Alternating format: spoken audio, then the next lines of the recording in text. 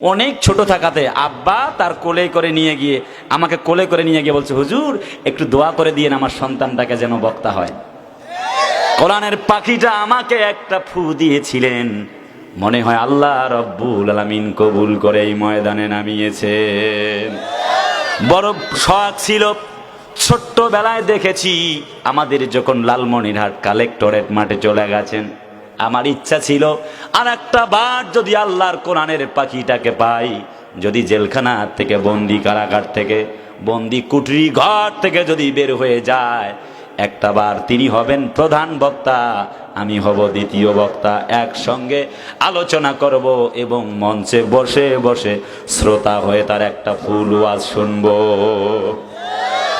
যখন তার ছোট্ট ছোট্ট কাটিং ওয়াজগুলি শুনি, হৃদয় যেন চৌচির হয়ে যায়। মনে হয় যেন আল্লাহর বান্দাটা যখন কোরআন তেলাওয়াত করে, যখন তাফসীর করে, মনে হয় যেন আল্লাহর কোরআন নাজিল হতেছে।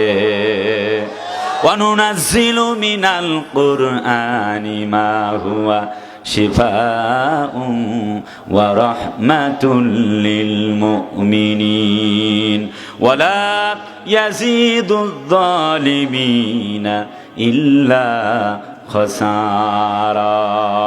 আল্লাহ বলে, শোনো জাতির লোকেরা, এই কোরআনটা মুমিনদের জন্য শেফা, আর যারা কোরআন বিরোধী তাদের জন্য যন্ত্রণার কারণ। অনেকে আছে কোরআন সহ্য করে না, কথা বলে না, ঠিক কিনা? আল্লাহর বান্দাটা আর জেলখানা থেকে ফিরল না, আমারও স্বপ্ন আর পূরণ হলো না। কি হাসি মাখা মুখ নিয়ে সুস্থ মানুষটি হসপিটালে চলে গেল, বলা হলো হার্ট অ্যাটাক করেছেন, কি অবস্থা হয়েছেন আল্লাহু আ'লামু বিমুরাদিহি। এই ব্যাপারে আমি কোনো কমেন্টস করতে চাইব না, এই ব্যাপারে আল্লাহ রব্বুল আলামিন ভালো জানেন। তবে 13টা বছরের বন্দি পাখিটি প্রমাণ করে দিয়েছেন, 13 বছর নয়, 3 13 39 নয়, 39,000 বছর যদি আল্লাহ আমারে হায়াত দেন, আর যদি তোমরা জেলখানার কুঠরিতে বন্দি করে রাখো, আল্লাহর কসম, আল্লাহর কসম, ওয়াল্লাহে বিল্লাহে তাল্লাহে 39,000 বছর জেল খাটতে পারি। একটি মুহূর্তের জন্যে আল্লাহ ছাড়া কোনো বাতিল শাসকের কাছে মাথা নত করতে পারি না।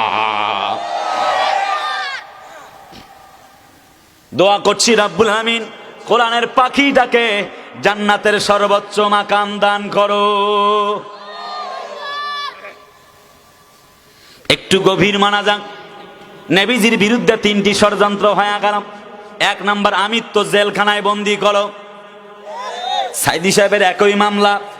মন খারাপ করেন না, আপনি আওয়ামী লীগ করেন, বাস ইউ আর মোস্ট ওয়েলকাম, আপনার স্বাগত জানাচ্ছি, কোনো অসুবিধা নাই। বিএনপি করেন, আপনার ব্যাপার, সে বিষয়টা কথা বলবো না।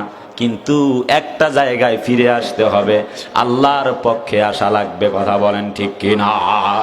আল্লাহর পক্ষে আসা লাগবে, মানে আল্লাহ জালেমের বিপক্ষে, আলেমের পক্ষে। বুঝলে বুঝপাতা, না বুঝলে তেজপাতা।